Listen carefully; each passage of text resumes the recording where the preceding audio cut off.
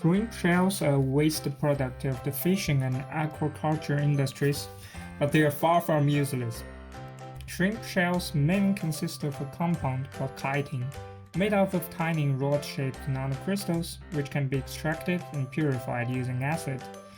Remarkably, these chitin nanocrystals can assemble by themselves into twisting helix-like shapes when putting water under the right conditions.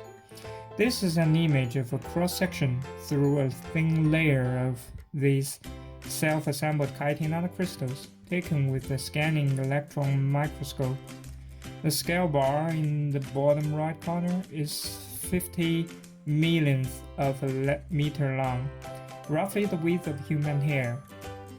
With the help of magnetic fields, these helical nanocrystal structures can better align to form large and uniform regions or domains of neatly ordered helices.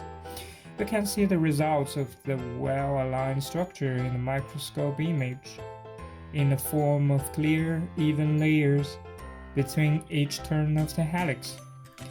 Here in the image, because of imperfect break of the material, we can see both parallel layers in the right bottom as well as the gentle arches from an angled cut in the upper left corner.